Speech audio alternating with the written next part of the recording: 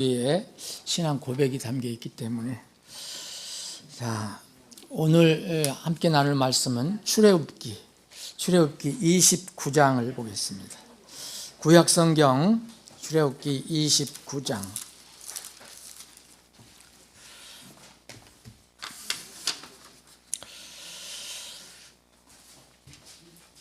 출애굽기 29장 38절부터 46절까지 제가 가지고 있는 성경을 봉독해 올리겠습니다. 근본역 한영 개역 성경 가지고 계신 분들은 141쪽이 됩니다. 제가 봉독합니다. 이제 내가 제단 위에 드릴 것은 이러하니 날마다 계속해서 1년 된 어린 양 2마리를 드릴지니라. 너는 1마리 어린 양은 아침에 드리고 다른 어린 양은 저녁에 드리며 어린 양 1마리에 밀가루 10분의 1과 찌은 기름 4분의 1 흰을 섞고 또 음료 헌물로 포도 음료 4분의 1 흰을 드릴지니라. 또 다른 양은 저녁 때 드리되 아침에 음식 헌물과 그것의 음료 헌물대로 드려 향기로운 냄새가 되게 하여 불로 만들어 주께 드리는 헌물로 삼을지니라. 이것은 너희 대대로 주 앞 회중의 성막문에서 계속해서 드릴 번제 헌물이니라. 내가 거기에서 너희와 만나고 거기서 네게 말하리라. 또 내가 거기에서 이스라엘 자손을 만나리니 내 영광으로 인하여 회중의 성막이 성별되리라. 내가 회중의 성막과 제단을 성별하고 또 아론과 그의 아들들도 성별하여 제사장의 직분으로 나를 섬기게 할지니라. 내가 이스라엘 자손 중에 거하여 그들의 하나님이 되리라. 내가 그들 중에 거하려고 그들을 이집트 땅에서 데리고 나온 주 그들의 하나님인 줄을 그들이 알리라. 나는 주 그들의 하나님이니라. 아멘. 아버지 하나님, 오늘 복된 주일을 허락해 주셔서 저희들이 건강한 몸으로 그리고 발을 디딜 수 있는 이런 힘으로 그런 기회를 주셔서 하나님의 집에 모여 주님을 예배할 수 있게 해주셔서 감사합니다. 이 시간 또 주님께서 우리에게 우리 영혼의 양식을 위해서 말씀을 공급해 주심을 감사합니다. 겸허히 이 주님께서 주시는 말씀도 받기를 원합니다. 참 단 꿀송이와 같은 말씀이 되게 해 주옵소서. 예수님의 이름으로 기도합나이다. 아멘. 벌써 여러분 오늘이 2월 1일이에요. 이러면 2026년도 1월이 지나고 2월이 됐습니다. 올해 우리가 새해를 맞이할 때 60갑자에 따라서 붉은 말이 힘차게 달려가는 소망의 해가 될 것이라고 세상에서는 많이 기원했는데 제가 보기에는 지금 세상 돌아가는 것이 그렇지만은 않아요. 영적으로는 점점 어두워져 가고 있습니다. 해는 아침에 분명히 뜨고 저녁에 지지만 해가 져가는 그런 어둠 속에 영적으로는 그런 세상이 그런 상황으로 되어가는 것 같습니다. 여러 가지 이렇게 하나님 말씀과 또 하나님의 가르침에서 떨어져 가는 것들이 많이 있지만 그 중에 하나는 마지막 때 여러 가지 현상 중에 하나는 주님의 교회에 관한 것들이 점점 성경의 가르침과는 멀어져 간다는 거예요. 그래서 이름은 교회라는 이름은 다 가지고 있지만 하나님이 세우신 교회라고 볼 수 없는 그런 교회들이 너무 많이 늘어나고 있습니다. 세상 사람들은 그걸 잘 모릅니다. 근데 성경 말씀을 가지고 그것을 읽고 살펴보는 사람은 도저히 하나님 교회라고 부를 수 없는 그런 일들이 소위 얘기하면 교회 안에서 일어나고 있습니다. 그런 것들은 나중에 한번 기회 때 또 살펴보기로 하고요. 여러 가지 현상 중에 하나가 교회에 대한, 주님이 세우신 교회에 관한 개념, 그리고 뭔가 관념이 이 빠른 속도로 바뀌어지고 있다는 거예요. 지금 여러분, 이 세상에 쉽게 얘기하면 이 세상의 상황이 어떻게 바뀌더라도요, 하나님께서 말씀에 정해 놓으신 거, 그거는 아무도 바뀔 수가 없어요. 바꿀 수가 없어요. 사람들이 맞춰가는 것 뿐이죠. 여러분, 요새 관광지에 가는 사람들이, 많은 크리스찬들이 관광지로 가서 산에서 교회를 한다고, 여름에는 이제 해수욕장 가서 교회 한다고, 골프장 가서 교회 한다고 그러고, 여러분 이 얘기 들어보셨죠? 그리고 여러분, 인터넷 교회가 요새 많이 생기고 있습니다. 유튜브 교회도, 소위 얘기하면 인터넷 교회든 유튜브 교회든 유튜브 교회라는 게 생기고 있어요. 이런 거 잘 생각해 보셔야 돼요. 과연 이게 성경적인 것인지, 아니면 빠른 세월, 빠르게 흘러가는 세월 속에서 나타나는 어떤 현상인지.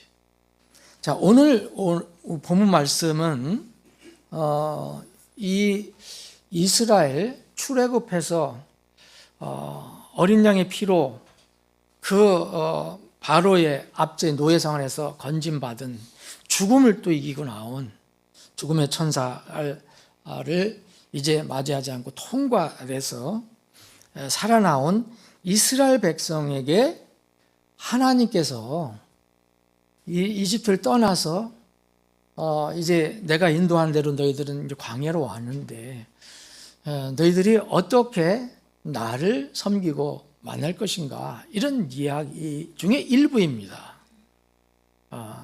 출애굽이 되고 난 뒤에, 그래서 너희들은 이제 광야에서 가나안 땅에 들어가기 전까지 이렇게 해서 나를 만나라. 나는 그때 너를 거기서 만나겠다. 그래서 성막에 관한 말씀 많이 해주십니다. 성막. 그래서 그 부분 중에 한 부분입니다. 오늘 부분. 그래서 성막은 뭘 해야 되고, 뭘 만들고, 무슨 비품을 만들어야 되고, 그래서 오늘 읽은 부분은 이제 번제 헌물에 관련된 부분을 말씀하시면서 하신 거거든요.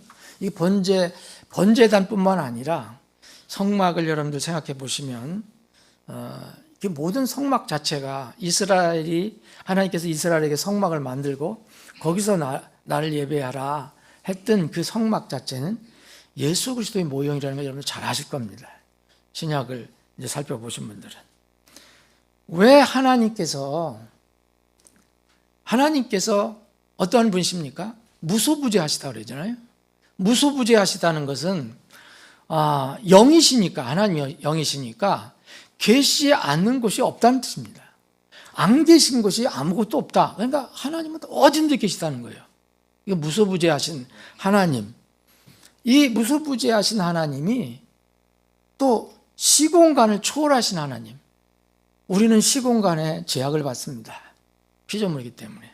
근데 하나님은 시공간에 제약을 받지 않으세요. 영이시니까. 하나님 영이시라 그랬잖아요.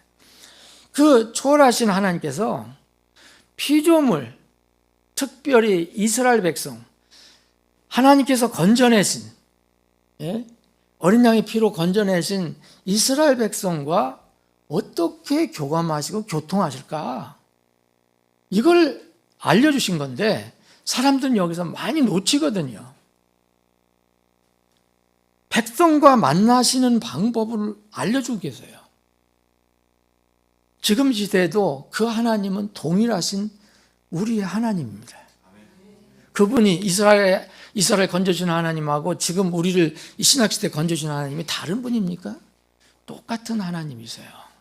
다만 이스라엘에게는 왜 그렇게 하셨는가? 지금은 왜 이렇게 하시는가? 그걸 우리가 이해하면 됩니다. 하나님께서 무소부재하시고 시공간을 초월하신 하나님께서 그분의 백성과 만나시는 방법이 있어요. 하나님께서 그분의 백성과 만나시는 물리적인 때와 시간을 정해 놓으셨어요. 여러분, 영이신 하나님께서, 무소부재하신 하나님께서 이걸 안정해 놓으시면 어떻게 만날 수 있습니까? 피조물들이. 그래서 물리적인 때와 시간, 피조물을 위해서, 이스라엘 백성을 위해서 그걸 만들어 주셨어요. 그것이 첫 번째, 여러분들 그 많은 날들을 정해 놓으셨잖아요. 그 중에 안식일, 이스라엘 백성이 이렇게 강조하셨던 안식일이에요.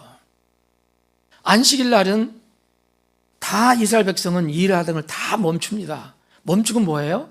하나님을 예배하는 일을 합니다. 그것만 해요. 그게 안식일이었어요. 안식이라고 해서 아무것도 안 하고 집에 틀어박혀 있는 게 아니라 하나님을 예배하는 거예요. 하나님을 기억하고 하나님께서 우리를 위해서 무엇을 하셨는가? 그게 안식일입니다. 이 안식일과 아주 흡사한 것이 지금 이 시대의 주일입니다. 한 주 중에서 주일, 첫 번째 날. 때와 시간은 주님의 손에 있습니다. 시간, 때를 그분이 창조하셨기 때문에 그렇습니다. 여러분, 창세기 1장서부터 쭉 읽어보세요. 8장까지. 그 때, 시는 주님께서 계절, 절기까지 다 주님께서 다 정해 놓으셨어요. 주님께서 어떤 일을 결정하시는 시간과 때도 그래서 주님의 손에 있습니다. 욥기 12장 10절에 보면 모든 생물의 혼과 모든 사람의 수음은 그분의 손 안에 있느니라 그랬어요. 그 때요, 그것도 시요, 사람의 어떤 이 땅에 사는 어떤 때, 시, 이것도 주님 창조, 시간과 때를 창조하신 주님의 손에 있습니다. 주님이 우리가 오실 것을 믿고 있습니다. 그걸 우리가 소망하고 있습니다. 그런데 그 날과 시는 아무도 모른다 그랬어요. 그 날과 그 시각은 아무도 알지 못하나니, 결코 알지 못하나니, 하늘의 천사들도 알지 못하고 오직 아버지께서만 아시느니라. 하나님께서 창조하셨기 때문에 날도 시도 그 마지막 결정권은 주님이 가지고 계십니다. 그래서 마지막 때에는 죽은 자들이 하나님의 음성을 들을 때가 온다고 그랬습니다. 모든 사람이 다 하나님의 음성을 들을 때가 옵니다. 우리는 미리 하나님의 음성을 성경 말씀을 통해서 듣고 깨어난 것뿐입니다. 하나님께서 각 사람에게 시간과 때를 주셔서, 왜 시간과 때를 주셔서 그것을 관리하게 하셨을까? 하나님이 때와 시간을 창조했어요. 그분의 것입니다. 근데 그 시간과 때를 사람들에게 나누어 주셨어요. 어떤 사람은 몇십 년 살고, 어떤 사람은 뭐 구약에 보면 몇백 년 산 사람도 있고. 그러나 시간과 때는 하나님께서 주신 대로 그것을 관리하다가 이제 때가 끝나면 우리는 주님 앞에 가야 됩니다. 그래서 사람에게 때와 시간은 무척 중요한 겁니다. 어떻게 사용할 것이냐, 정해진 시간을 어떻게 사용할 것이냐. 자연인이라면, 아직 하나님을 모르는 불신자에게는 자기의 주어진 그 한평생 영원한 생명, 그게 어느 기간인지도 모르잖아요. 그 기간 동안 영원한 생명을 꼭 얻어야 합니다. 그 기간에 그 자연인 불신자에게 주어진 시간과 때, 그 영원한 생명이 달려 있어요. 그런데 우리 구원받은 신자에게는 뭐가 달려 있습니까? 우리도 앞으로의 때를 우리가 마음대로 정해놓은 거 아무것도 없습니다. 여러분들이 앞으로 100년을 살고 싶다고 해서 100년 사는 게 아니에요. 하나님 정해진 시간만 삽니다. 그런데 우리에게는 왜 때와 시간이 더 중요하냐? 우리 신자에게는 영원한 보상이 달려 있습니다. 이 시간에 달려 있어요. 이 이스라엘에게는 안식일, 우리에게는 주일입니다. 한 주의 마지막 날을 안식일이라고 해요. 월, 화, 수, 목, 금, 토, 일 하면은, 전에는 그렇게 카운트를 많이 했죠. 아직 일주일이잖아요, 지금. 7일. 근데 한 주의 마지막 날이 안식일입니다. 이스라엘에게. 지금 말하면 토요일이에요. 근데 이스라엘이 지키는 그 날은 또 다릅니다. 이스라엘은 우리처럼 밤 12시서부터 다음 12시까지가 아니고 저녁 6시서부터 그 다음 날 저녁 6시까지예요. 그래서 어떤 날이 헷갈릴 수가 있습니다. 어쨌든 이 안식일이 토요일이 마지막 날이고 주일은 이른바 일요일이라는 것은 꽁지날이 아니고 첫날입니다. 한 주의 첫날. 성경은 그렇게 가르쳐주고 있어요. 근데 이 주님께서 이제 이스라엘 백성은 율법을 알잖아요. 성막 져놓고 성전 져놓고 거기서 예배드리고 하나님 만나고 헌물 드리고. 그런데 성전보다 더 크시다 스스로 말씀하신 분 있잖아요. 우리 주님이었잖아요. 주님이 오셔서 난 성전보다 더 크다 그랬어요. 그리고 안식일의 주다. 이스라엘 백성이 그렇게 얘기했어요. 너희들이 안식일을 그렇게 따지는데 내가 안식일의 주인 거 알지. 너희들이 성전, 성막 그렇게 중요시 여기지. 내가 성막보다 성전보다 훨씬 더 큰 사람이야 라고 주님께서 말씀하셨어요. 이 예수님께서 죽은 자들로부터 부활하심으로써 인류 대속사역을 완성하시고 영혼의 안식이 이루어졌을 때, 사람들 마음에, 믿는 사람들 안에 마음에 영혼의 안식이 이루어졌을 때 이 날이 한 주의 첫날이 되었습니다. 여러분 성경을 읽어보시면 예수님께서 부활하신 날이 나오잖아요. 부활하신 날 보면 공통적으로 이 복음서에 보면 첫날, 한 주의 첫날이라고 기록하고 있습니다. 한 주의 첫날, 그게 바로 주일입니다. 꽁짓날이 아닙니다.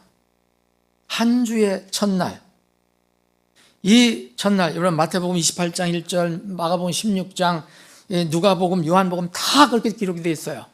한 주의 첫날. 이 자매들이, 주님을 사랑하는 자매들이 예수님 묻은 무덤에 가서 살펴봐야 되는데 안식일 날은 꼼짝 못하고 안식일이 끝나자마자 그냥 그 새벽에 달려갔는데 뭐라 했습니까? 성경에 한 주의 첫날에 그렇게 시작합니다. 그 자매들이 그 무덤을 갔다 기록하고 있습니다. 이 첫날, 유대인들에게는 그들이 안식일이라고 생각했던 그 마지막 날, 우리 신약시대 교회 성도들에게는 이 주일. 그런데 요새 이상한 이단들이 많이 생기잖아요. 그 이스라엘의 그런 어떤 영원히 이스라엘은 없어지지 않습니다. 그런데 자기들이 유대인의 피를 받은 것처럼 율법을 지키려고 애를 쓰는 사람이 있어요. 그 중에 대표적인 게 여러분들이 알죠. 안식교회와 어머니 교회는요, 지금도 그렇게 안식일, 토요일을 지킵니다. 주일은 무시해버려요. 어머니 교회라는 데 똑같아요. 그래서 그 율법 모든 절기도 다 지키려고 애쓰고 그래요. 참 신기한 거예요. 이 같은 성경을 가지고 있는데 왜 이럴까? 이후 교회는 예수님이 그런 사역을 완성하시고 난 뒤에는 십자가에서 피 흘려 죽으시고 묻히셨다가 영광스러운 죽은 자들로부터 부활하신 주의 첫날에 부활하신 그 뒤에는 주일이 믿음의 중심이 되었습니다. 성경을 읽어보시면 발견할 수 있습니다. 요한복음을 한번 보시겠습니다. 요한복음 20장.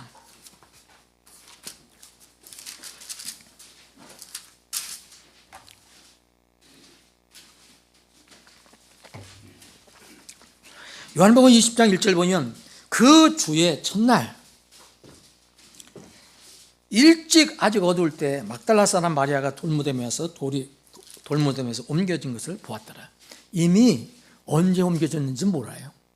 새벽 5시에 갔는지 6시에 갔는지 모르지만 이 주일은, 첫날은, 유대인 주일은 그 전날 토요일 저녁 6시부터 시작이 됩니다. 근데 주의 첫날 그랬어요.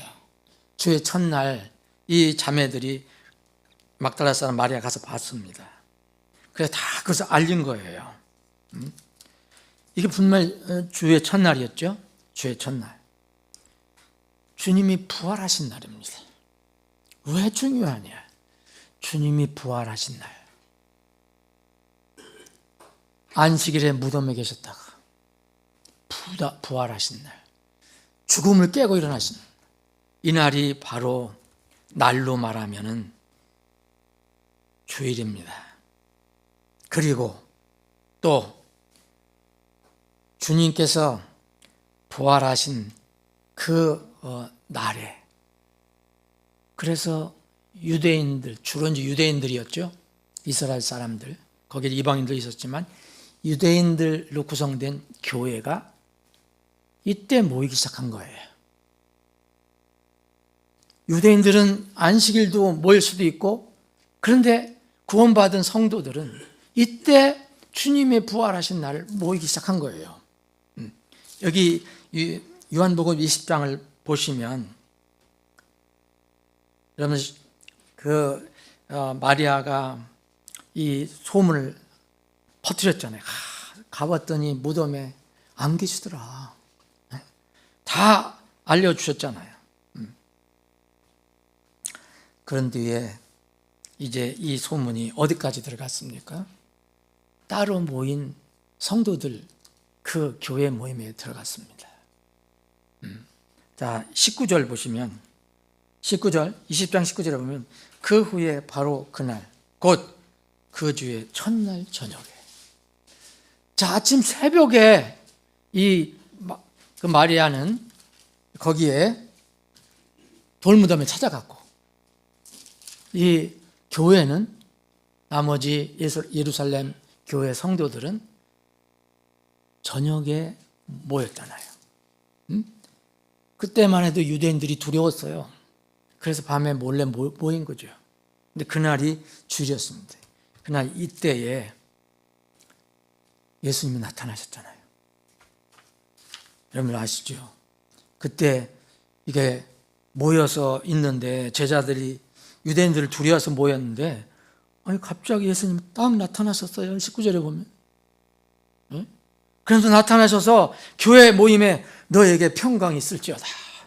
우리 지금 이렇게 나타나시면 우리 다 아마 놀라 자빠질 거예요. 그런데 놀랄 필요 없습니다. 지금 여기 주님 계십니다. 여러분 말씀을 믿으시면 정말 믿으시기 바랍니다. 두세 사람이 내 이름으로 함께 모인 그곳에 나도 그들과 함께 있느니라. 그럼 예수님이 그 헛말하신 거예요? 우리 눈에 보이지 않을 것뿐이죠. 근데 이때는 실제 나타나셨단 말이에요. 초세기 예루살렘 교회를 격려해주고 힘주시기 위해서. 지금 이제 예수님이 죽으셨다는 거 절망해갖고 그런 상황에서 딱 나타나셔서 성령을 받으라 하시면서, 너희들 이제 너희들이 다른 사람의 죄를 사하는 이 역할을 해줘야 된다. 복음을 전해야 한다.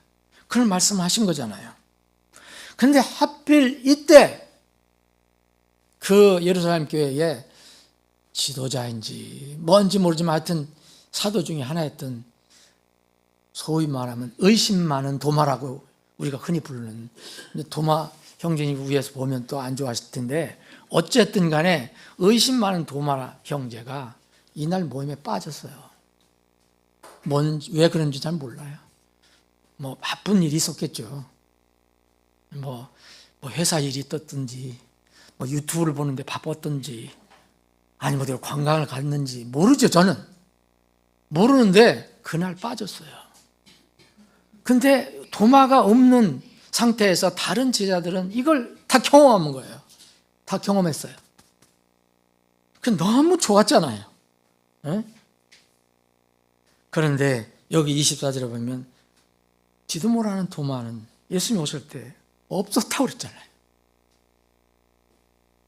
근데 예수님 참 놀라우신 분입니다. 도마까지도 살리시려고 또 한 주 후에 또 나타나십니다. 이건 순전히 도마 때문에 나타나신 거예요. 이 부분은 나중에 다시 한번 살펴볼 때가 있습니다. 26절이면 8해 후에 그랬죠. 도마한테 얘기했어요. 너 왜 없었냐? 그때 우리 주님이 딱 나타나셨다. 예? 정말 그분 부활하셨다. 그분이 말씀하신 거 진짜 맞았다. 살아계실 때 내가 부활한다고 약속한 거 우리가 잘 믿지 않았잖냐. 그런데 진짜 나타나셨더라. 이 얘기를 하니까 도마가 얼마나 속이 상했겠어요. 야, 나도 그거 보았으면 좋겠다. 그런데 여기 심통을 부립니다. 뭐냐면 나 다시 나타난다 하더라도 내 양손으로다 그 주님의 손에 양손에 못자국 보고 내 손가락으로 그 못자국 넣고 그분의 옆구리에 내 손 넣지 않으면 나 안 믿을 거야. 그런데 예수님이 그 말 다 들으셨잖아요. 다 전지하신 분이니까 이걸 다 듣고 이제 나타나셨어요. 26절은 8해 후에 또 나타나셨죠. 근데 여기는 다행히 누가 있었냐? 도마가 아마 그 얘기 듣고 이제 빠질 수가 없을 거예요. 주일날. 그래서 아마 참석했을 때 왔더니. 그런데 문들이 닫혔는데 예수님께서 오셔서 또 너에게 평강이 있을지어다 이렇게 또 나왔어요. 여기 그 뒤로는 순전히 도마를 위해서 나타나신 걸 알 수 있습니다. 여러분, 이 도마 이야기는 나중에 하더라도 주님께서 나타나신 날이면 8해라는 것은 여러분들 그 이스라엘 달력으로 세보세요. 8일째가 또 주일이 됩니다. 이 주님이 정말 이건 우연이 아니에요. 부활이 주일날 일어났고 또 부활 그 모임이 있을 때 그 부활 하신 날 주일에 주님께서 나타나셨고 또 나중에 도마를 위해서 또 다음 주에 또 나타나셨어요. 주님은 분명히 이날 무소부재하시고 시공간을 초월하시는 하나님께서 이것에 제약을 받는 우리 피조물 사람들에게 특히 교회에 모이는 성도들에게 이렇게 나타나셨다는 거예요. 주님은 월요일도 계시고 화요일도 계시고 다 계셔요. 그런데 이 날을 중요시 여기신 겁니다. 이스라엘에게 안식일, 절기, 그 날을 꼭 지켜라 이렇게 하신 것처럼 주님이 부활하셨어요. 그래서 주일은 여러분 일반 교회에서 주일 성수라는 말 많이 하잖아요. 주일 성수해야 된다. 근데 무슨 뜻으로 그렇게 하는지를 잘 모르는 거예요. 주일 성수. 성수라는 것은 거룩하게 지킨다는 뜻 아니에요. 근데 왜 그러느냐? 근데 이런 이단 교회 같은 데서는 일요일을 굉장히 나쁘게 얘기하거든요. 예? 나쁘게. 일요일이라는 것은 태양을 섬기는 날이다. 그래서 그날 모이면 안 된다까지 얘기하는 데가 있어요. 이건 천주교가 만든 것이다. 일요일을 부르든 무엇을 부르든 간에 이 날은 주님께서 부활하신 날이에요. 그리고 주님께서 모임에 나타나신 날입니다. 세 번째는요. 여러분, 이 우리에게 엄청난 계시를 주셨잖아요. 이 성경 마지막 계시가 뭡니까? 요한계시록이에요. 요한계시록은 정말 중요한 성경이에요. 마지막 때 정말 중요한 성경이에요. 그런데 이 엄청난 계시가 언제 주어졌습니까? 사도 요한은 다른 사도들은 다 순교를 당했는데 사도 요한은 유배를 당했어요. 이거 다 주님의 뜻이 있겠죠. 살아서 겨우 목숨 건져서 유배를 당했어요. 그 섬에 가서 유배를 당하고 있을 때 부활하신 예수님께서 승천하신 예수님께서 사도 요한에게 나타나셨어요. 그래서 그 나타나신 예수님이 계시를 해주신 것이 요한계시록이에요. 요한이 계시한 게 아니라 예수님께서 요한에게 계시를 준 성경책이라는 거예요. 여러분 요한계시록 1장을 보세요. 요한계시록 1장을 보시면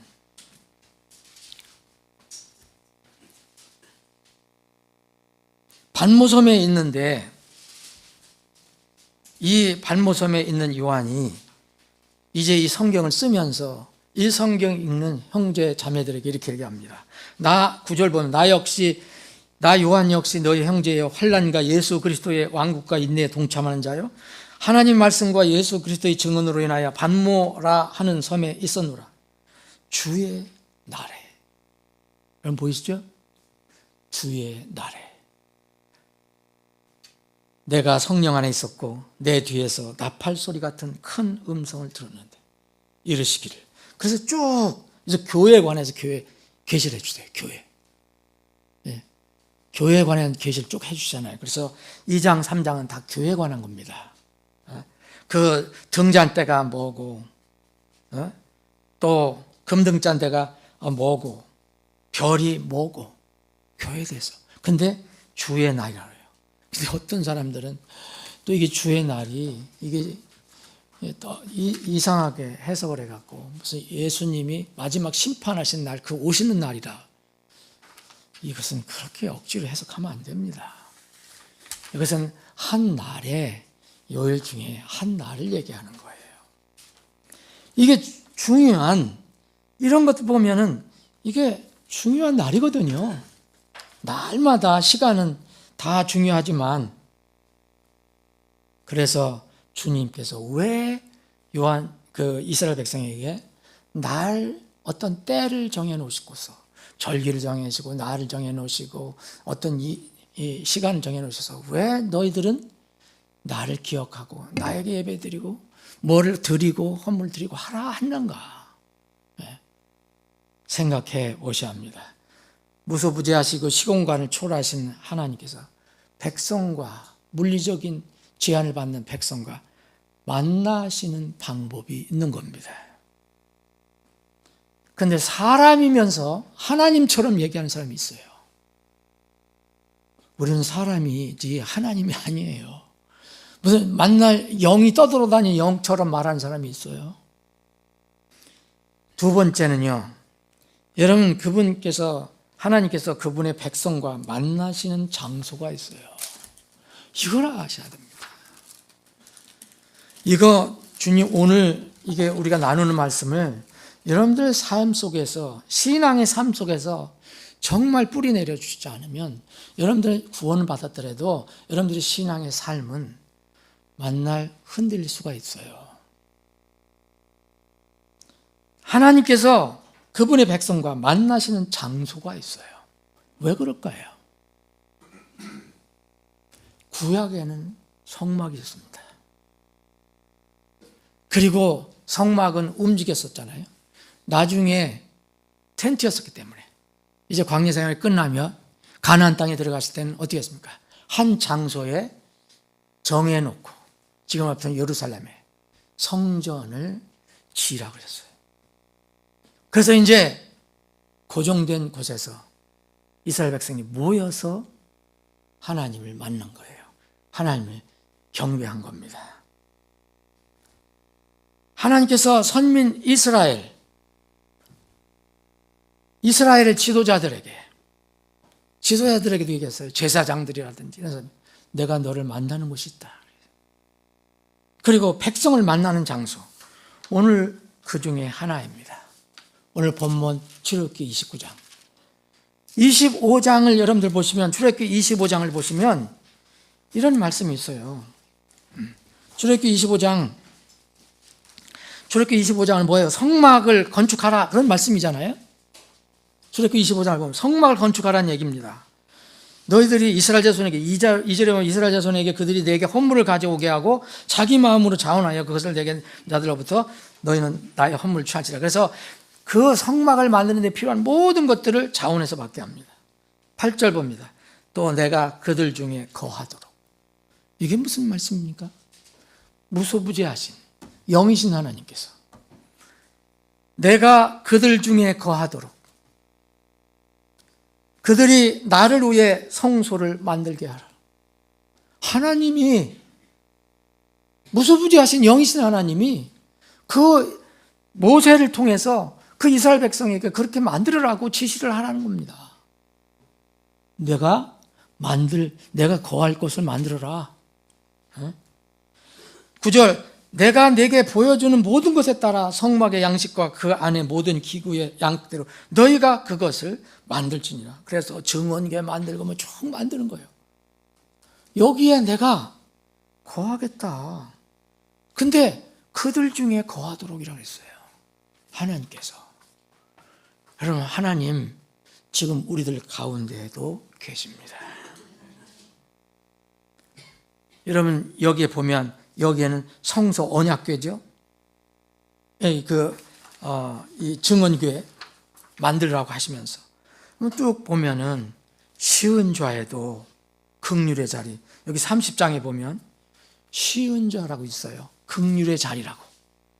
지성소 안에 있는 언약궤 있는데 그 위에 두 천사가 내려다보면 있는 곳, 정말 성스러운 곳이라고 하는 곳이에요. 네? 긍휼의 자리라고 그래요. 하나님이 긍휼이 내려오는 자리, 여기에서 내가 만나겠다 얘기예요. 여러분, 왜 이렇게 말씀하셨을까요? 30장 6절, 여기 30장 6절 뭐랬어요? 너는 제단을 증언궤 위 긍휼의 자리 앞, 곧 증언궤 옆에 있는 휘장 앞에 둘지니 그 긍휼의 자리는 내가 너와 만날 곳이니라. 성막 안에 있습니다. 네?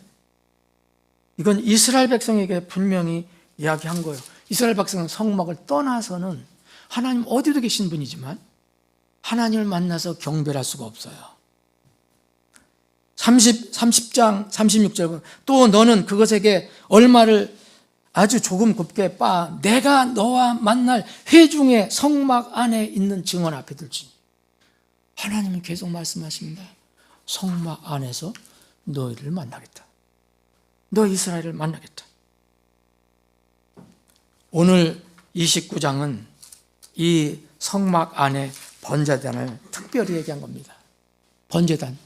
이스라엘 백성이 죄에 지으면 제사장들한테 죄를 고하고 동물을 잡아서 그 바치는 번제단. 거기에서 내가 너를 만나고 내가 너희들 가운데 거하겠다. 주님께서 분명히 말씀하고 계십니다. 이것이 이스라엘 백성의 성막이에요. 성소, 나중에는 성전. 이제 성전은 다윗이 그렇게 짓고 싶었어요. 근데 하나님이 허락지 않으셔요. 넌 피를 많이 흘렸다. 내 아들이 짓게 해라. 그래서 솔로몬이 지었습니다. 솔로몬이 지었을 때 이 다윗은 이 솔로몬에게 이야기해 줍니다. 내가 너에게 가르쳐준 양식대로 지어라. 양식은 하나님께서 받은 그대로를 말하는 겁니다. 성막은 내가 짓고 싶은 대로 짓는 게 아니에요. 성전 내가 짓고 싶은 대로 짓는 게 아닙니다. 성소도 어떻게 짓느냐고 했냐면 하나님께서 정하신 양식에 따라로 했잖아요. 양식에 따라. 출애굽기 25장 이 아까 읽은 것을 다시 한번 읽어보겠습니다. 9절 보면 내가 네게 보여주시는 모든 것에 따라 성막의 양식과 그 안에 모든 기구 양대로 너희가 그것을 만들지니라. 하나님께서 정하신 방법입니다. 사람들이 이렇게 하면 편리하고 이렇게 하면 좋을 것 같습니다. 아닙니다. 신약의 교회도 똑같습니다. 신약 교회는 하나님께서 정하신 방법대로 모이는 교회입니다. 그리고 하나님께서 세우신 교회입니다. 사람이 만드신 교회가 아니에요. 주님께서 만드시고 세우신 교회입니다. 내가 내 교회를 이 반석에 세우리니.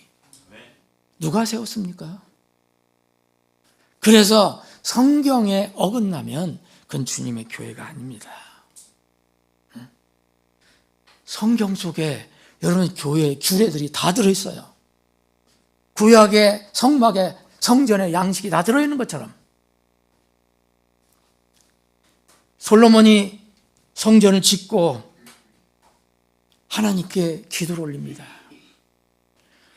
내 아버지 다윗이 전해준 대로 그대로 지었습니다. 엄청나게 멋있게 지었죠. 그리고 나서 여러분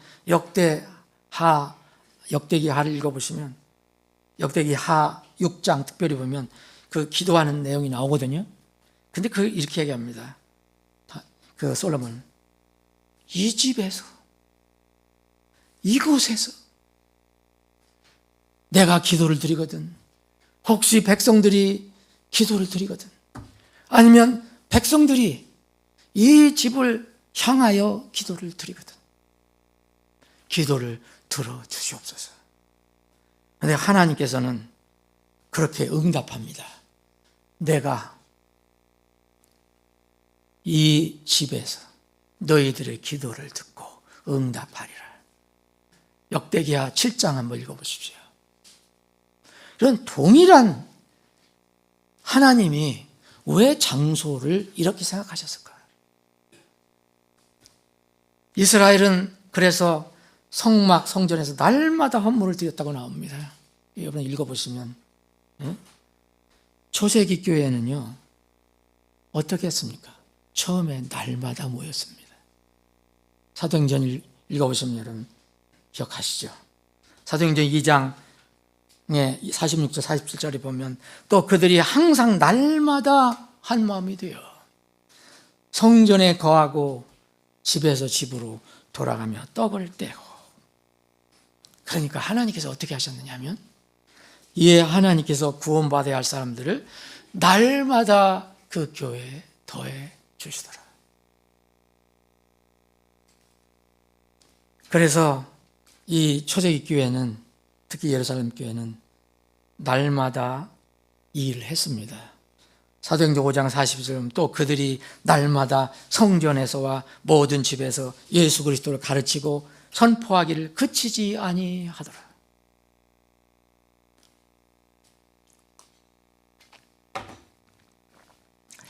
여러분 사도행전 6장에 보면은 제자들의 수가 많이 늘어나갖고 어려움이 있었거든요. 파당이 생겨갖고 근데 거기에 있는 가난한 사람들을 돕는 책임도 있었기 때문에 교회에서. 근데 자기 파에 속하지 않은 그 과부들, 그리고 자기 파에 속한 과부들을 또 나눴어요. 그래서 자기들에 속한 과부들이 왜 날마다 주는 배급에서 빠졌느냐고 항의했거든요. 날마다 줬다고 그랬어요. 날마다. 그때 예루살렘 교회는 그렇게 했습니다. 살았습니다. 지금은 우리가 날마다 모일 수 없는 그런 환경이 됐어요. 근데 주님께서 부활하신 날을 특별히 기억하셨어요. 소세기 교회는 그것을 기억하고 모였습니다. 그 주일날 엄청난 계시를 교회에게 주셨어요. 도마는 첫 계시를 잃어버렸죠. 사도 요한에게 주신 계시는 주일날 주신 겁니다. 여러분 마지막 때에 우리가 살고 있다고 합니다. 우리 마지막 때에 구원받은 하나님의 백성들이 삶 속에서 중요시 여겨야 할 일 2가지만 말씀드리겠어요. 많이 있지만 첫 번째는 시간을 대속하라는 거예요. 시간을 값주고 되찾으라고 명령합니다. 에베소 5장 16절, 골로새 4장 15절. 시간을 값주고 되찾으라. 이건 뭐냐? 시간을 값주고 되찾으라는 말은 그냥 개역성경에는 그냥 시간을 아끼라라고 되어 있을 거예요. 그런 의미지만 자, 왜 이 용어를 썼느냐? 성경에서 특별히 이거는 우리가 구원받을 때 하나님께서 우리를 구원시켜 주시는 그런 용어를 쓰고 있어요. 예수 그리스도의 피로 그 값주고 우리를 삽니다. 그래서 하나님 것으로 만들어요. 근데 예수님의 그 피가 엄청난 가치가 있잖아요. 그건 무한대의 가치죠. 그 예수님의 피, 무궁무진한 그 놀라운 그 비싼 귀중한 그 값을 치르고 우리를 사셨다는 거예요. 그럼 뭘 줬다는 거예요. 그러니까 시간을 값주고 살아오라면, 되찾으라면은 우리는 얼마나 이 시간을 헛되이 낭비합니까? 그래서 가장 중요한 것을 너희들이 그것을 투자해서라도 그 시간을 사라는 얘기예요. 여러분들 삶 속에서 중요한 것이 있다고 생각하는 게 있을 겁니다. 지금 삶 속에서. 나는 유튜브 보는 게 제일 중요해. 난 스마트폰 보는 게 제일 중요해. 나는 여행 가는 게 제일 중요해. 나는 맛집 찾아가는 게 제일 중요해. 그거 다 필요한 거예요. 하지 말라는 게 아니라. 나는 뭐 하는 게 제일 중요해. 나는 스포츠 하는 게 중요해. 그렇다면 그 귀중한 걸 생각하면 그걸 팔으라는 거예요. 시간을 그래서 팔아서 그 시간을 사잖아요. 그 시간을 어떻게 쓸 거예요? 그게 구원받은 성도들에게 주신 명령입니다. 시간을 값주고 되찾으라. 이걸 2번이나 에베소 교회하고 골로새 교회에 명령을 해줬습니다. 시간을 빼앗아가는 것들이 얼마나 많은지 몰라요. 저도 마찬가지예요. 조금 정신 놓고 있으면 벌써 1시간이 가버려요. 뉴스 보다가 30분이 휙 가버려요.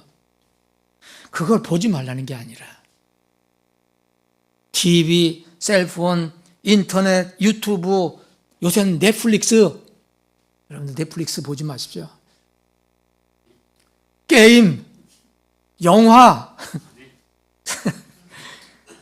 시간을 값주고 되찾으라는 뜻이 무엇입니까? 하나님께서는 시간을 정해놓으셨거든요. 주님과 만나는, 하나님 만나는 장소도 정해놓으셨어요. 근데 2번째, 시간을 대속하라. 2번째는 장소를 거룩히 구별하라. 거룩히 구별하라는 건 성별하라는 겁니다. 여러분, 모임 장소가 왜 중요한지 아십니까? 무슨 어떤 이걸 아직도 깨우치지 못하고 거듭나지 못한 사람들이 종교적인 어떤 그런 율법적인 행위 때문에 우리는 교회 꼭 가야 돼. 그날 꼭 지켜야 돼. 이런 개념이 아니고 왜 주님의 몸이 중요한가? 이걸 성경적으로 알아야 됩니다. 모임 장소 중요합니다. 어떤 사람은 이런 것을 요새 좀 성경 안다고 비하하는 사람들이 있어요. 참 슬퍼요. 그런 사람들 보면. 성경을 앞만 보는 거예요. 그냥 입만, 그 겉만 맛보는 거예요. 주님의 몸인 교회예요. 지상의 유일한 진리의 기둥과 터는 주님의 교회뿐이라고 했어요. 하나님의 집이라고 말했습니다. 하나님의 집. 하나님의 집은 옛날 구약의 이스라엘 백성들이 섬겼던 성전 아닙니까? 성막 아닙니까? 그런데 요새 무슨 인터넷 교회입니까? 저는 인터넷 교회하고 유튜브 교회하는 그분들 잘 몰라요. 그 개인적으로 모르는 분들이에요. 내가 그분들 비판하려는 게 아니에요. 이건 말도 안 되는 거예요. 성경을 보면. 교회는 교회인데 무슨 유튜브 교회가 있습니까? 사랑하는 여러분,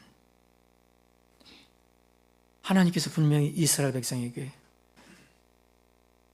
분명히 제한적인 시공간 제한받고 있는, 시간의 제한받고 있는, 장소의 제한받고 있는 이스라엘 백성에게 내가 거기에서 너희들을 만나리라 그랬습니다. 주님께서는 이 시대에 얘기합니다. 내가 내 이름으로 2-3사람이 함께 모인 곳에 나도 거기에 그들의 한가운데 있느니라. 시간을 값주고 되찾아서 성별된 장소에 왜 모입니까? 구원의 은혜를 베푸신 주님을 예배하고 주님의 명령을 수행하고 실천하기 위함입니다. 다시 말씀드리면 사람들은 만들어도 성경적으로는 절대 인터넷 교회 없습니다. 저기 바닷가에 있는 교회 없어요. 골프장 교회 없어요. 관광지 있는 교회 없어요. 물론 두세 사람이 모이는 곳이에요, 교회는. 하나님께서 이스라엘을 만나신 분명히 장소가 있어요. 그것이 성소예요. 긍휼의 자리입니다. 번제단이었어요. 그것들이 있는 성막이었습니다. 성막은 예수님의 상징입니다. 예표입니다. 성막 입구부터, 성막 문부터 주님이 오셔서 말했습니다. 나는 문이라 그랬죠. 여러분, 번제단 예수님의 모형입니다. 철저한 모형입니다. 물두멍 예수님의 모형입니다. 번제단 없으면 우린 죄 용서 못 받습니다. 예수님 없으면 불가능합니다. 물두멍, 오늘 정결케 하는 거, 그분 없으면 우리 죄 씻음 받을 수가 없습니다. 성소 들어가면은 거기 진설빵이 나옵니다. 그 진설빵 누구를 의미합니까? 내가 빵이요, 나는 생명이 빵이라고 그랬어요. 그 등잔불은 뭡니까? 주님은 빛으로 오셨다고 그랬어요. 지성소에 들어가 보십시오. 지성소에 그 하나님의 긍휼이 떨어지는 곳, 그것이 바로 예수님, 정말 예수님의 모형이고 철저한 그림자였습니다. 이스라엘은 반드시 성막 성전에 와서 하나님을 만나야 했습니다. 그러나 이것들은 다 예수 그리스도의 모형이었어요. 여러분, 히브리서를 읽어보시면 아실 겁니다. 히브리서에 처음 수신자는 누구로 되어 있습니까? 여러분, 많은 사람들이 오해를 하는 거예요. 특별히 지나친 어떤 이론을 가지고 있는 사람들이 있어요.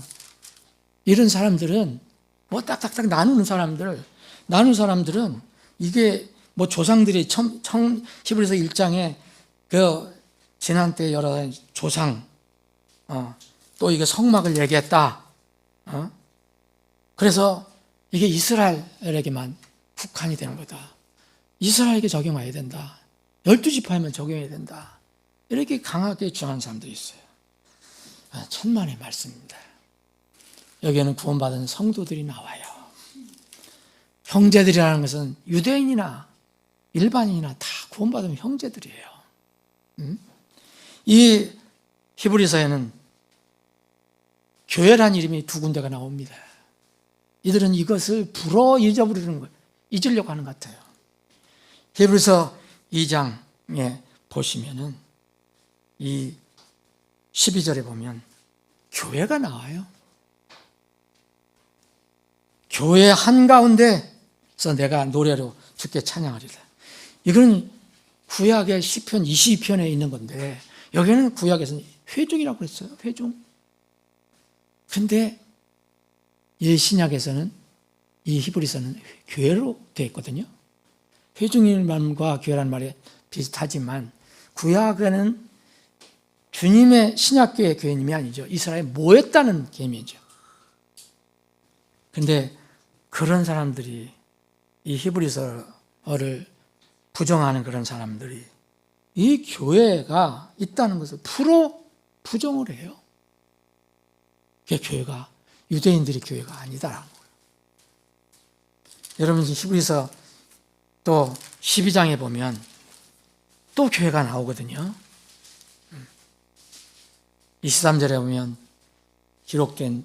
하늘에 기록된 처음 난 자들의 교회가 거기에 모여요. 하늘에. 사랑하는 여러분, 하나님은, 구약에 있는 하나님이 지금 신약에 있는 하나님이십니다. 예수님께서 오셔서 안식일의 주인이 되셨고 성막보다 크신 그 일을 다 감당하셨어요. 그 뒤에는 주님께서 그분의 내 교회를 세우셨다 그랬어요. 그분의 교회가 그분의 몸입니다. 그래서 신약 시대는 주님이 우리를 부르실 때까지 영원히 이 날 모이는 겁니다. 매일 모여도 좋습니다. 근데 이 날은 특별히 이렇게 모여서 하나님을 찬양하고 경배하는 겁니다. 말씀을 정리합니다. 마지막 때에 성도가 삶 속에서 중요시할 일이 있습니다. 여러분들 잊지 마십시오. 이거 흔들리면 여러분들의 믿음의 열매가 정말 나쁜 열매가 맺든지 아니면 열매를 거둘 열매가 없든지 될 겁니다. 여러분, 하나님께서 우리에게 나타나시는 방법, 우리와 교통하시는 방법은 시간 속에서 아닙니다. 정해진 시간 속에서 하세요. 날마다 우리가 개인적으로는 교연하세요. 교통하세요. 그러나 지금 이 때는 모임입니다. 우리라고 그랬잖아요. 교회잖아요. 교회에서는 시간이 있습니다. 대표적인 것이 주일입니다. 주님이 부활하신 날. 장소가 있습니다. 이스라엘 백성에게도 장소를 말씀하신 것처럼 바울 사도가 디모데 사역자의 목사에게 하나님의 집, 그 교회에서 너는 어떻게 처신해야 될지 잘 알아라고 격려해 줬습니다. 그 집은 산에 있는 집이 아니에요. 어떤 이상한 곳에 있는 집이 아닙니다. 유튜브에 있는 것이 아니에요. 분명히 어떤 물리적인 장소를 얘기합니다. 이 두 가지 명령, 장소를 거룩히 구별하고 성별하고 시간을 거룩히 구별하면, 대속하면 우리는 하나님께 기쁘게 예배드릴 수 있게 됩니다. 그러면 우리의 삶의 열매가 풍성히 맺어질 것입니다. 이런 은혜가 여러분과 저와 우리 교회에 있기를 주님의 이름으로 축원합니다. 기도합니다. 아버지 하나님, 우리에게 하나님의 몸, 모일 교회를 허락해 주신 것 감사합니다. 주님이 오실 때까지 이 주님 몸에서 우리가 함께 모여 주님 찬양하고 경배하는 이 기쁜 삶 계속될 수 있도록 인도해 주시옵소서. 거룩하신 예수님의 이름으로 기도합니다. 아멘. 자, 잠깐 여러분들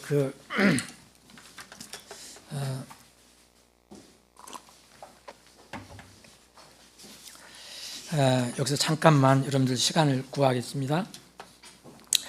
그 사단법인 한국 성경선교회는 그 법인 국가 법인의 법대로 이렇게 한 해가 지나가면 그 해계년도 1월, 2월, 2개월인가요? 2개월 내에 이렇게 모이게 돼 있어요. 오히려 모이라고 그랬는데 모이라고 돼 있었어요. 그래서 2026년 정기총회를 간단히 해야 됩니다. 그래서 빠르게 제가 진행하겠습니다. 사단법인 한국성경선교회 2026년 정기총회를 개최합니다. 제가 먼저 간단히 이제 작년도 사업 실적 보고를 드리면, 우리가 성경선교회 사단법인에 여러 가지 사업이 있는데 그 중에 가장 지금 크게 하는 사업은 이제 성경 보급 사업이잖아요. 그 외에 교육사도 있고 사람들 양육하는 사역도 있고 선교사라든지 뭐 전임 사역자를 양육하는 여러 가지가 있는데 이게 성경 사역 이거에 관해서 간단히 보고 드리겠습니다. 작년에 총회 때도 제가 회중 총회에도 말씀드린 것처럼 우리가 2023년 2월에 그 근본역 성경 7천여 권을 이제 초판으로 냈는데 지금 한 반 정도 지금 남아 있습니다. 한 3,500부 정도 나가고 3,500부 정도는 지금 아직 남아 있습니다. 작년 것만 얘기를 하면 2025년도에는 444권이 출고가 됐습니다. 그래서 현재 남은 게 3,500권 정도입니다. 그리고 또 하나는 미국에서 미국 그 독립침례교에서 거금을 들여서 이렇게 우리 근본역 성경을 찍어준 거 있잖아요. 무료로 이게 전도용으로 작게 해서 이거에 그 한 4만 권 정도를 엄청나게 보내왔어요. 이걸 보내왔는데 저희들이 지금 얼마나 남았느냐 하면은 3 배포 내역이 얼마냐? 38,000? 아니 이거 더 4만 처음에 4만 2천 권, 4만 3천 권 정도 되는데 지금 많이 나가서 4천 권 정도 나갔네요. 4천 권이면 굉장히 많이 나간 거거든요.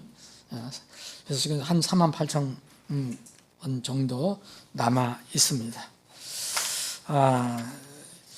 저는 간단히 이렇게 말씀드리고 또 법인 회원 변동 사항이 있습니다.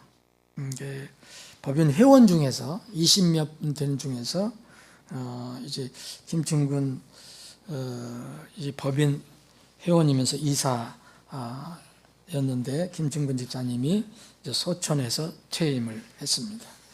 그리고 그 우리 법인 그 살림살이에 대한 살림살이가 별로 없어요. 살림살이 별로 없는데 이 살림살이에 관한 것은 우리 감사이신 우리 김양춘 어르신이 잠깐 보고해 드리는 걸로 하겠습니다.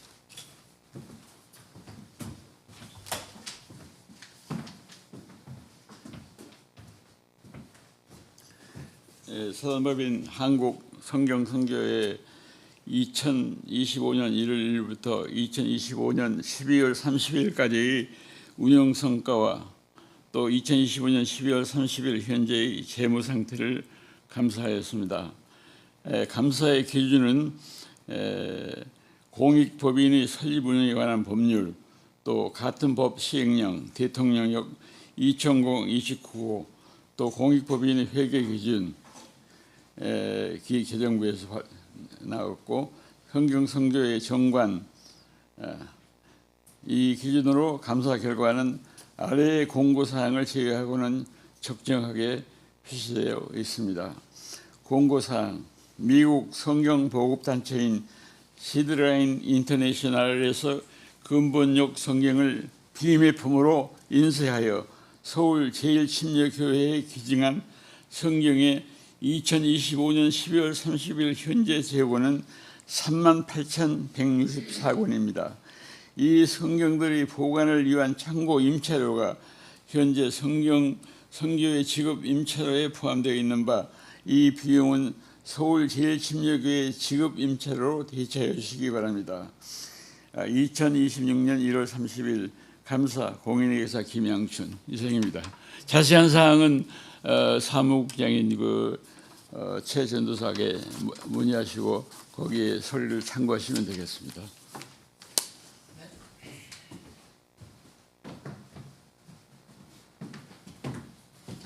우리 김양춘 어르신이 이렇게 연로하셔서 감사가 되신 게 아니고 원래 공인회계사세요. CPA. 그래서 공인회계사시기 때문에 우리 감사 역할을 좀 해주시는데 지금 그 감사로서 이게 그 뭐랄까 권면하신 내용이 있잖아요. 교회에서 창고 비용은 부담하라는 얘기예요. 법인에서 하지 말고. 그러니까 미국에서 4만 권이 와서 지금 따로 너무 그 양이 많아서 우리 교회에 둘 수가 없어서 싼 그 창고를 하나 우리가 임차해서 쓰고 있거든요. 또 관리하기 좋게끔 소망침의 동포교회 우리 김근호 목사님, 우리 화성교회 그 목사님 그 동네에다가 그거를 창고를 하나 이렇게 임차를 해갖고서 거기다 쌓아놓고 있는 겁니다. 그래서 미국에는 지금도 다시 찍어주겠다라는데 제가 말렸습니다. 지금 아직 쌓아놓을 데가 없습니다. 이거 끝나면 또 찍어줄 건데 그래서 그거가 이제 빨리 이제 보급이 되면은 이제 좋겠는데 하여튼 그 창고비도 한 달에 몇십만 원씩 나가고 있습니다. 그래서 그거를 지금 이 법인 감사께서 이렇게 권면을 하신 겁니다. 자, 이제 법인 2026년 사단법인 한국성경선교회 정기총회는 이것으로 마치면 되겠죠? 사무국장 어떻습니까? 이거 마치면 되죠? 이거 더 이상 없죠? 네, 그거는 마치면 되죠? 네, 이것을 마치겠습니다. 이것을 마치고요. 잠깐 여러분들에게 이제 우리 교회 회원 여러분들께 시간을 좀 구합니다.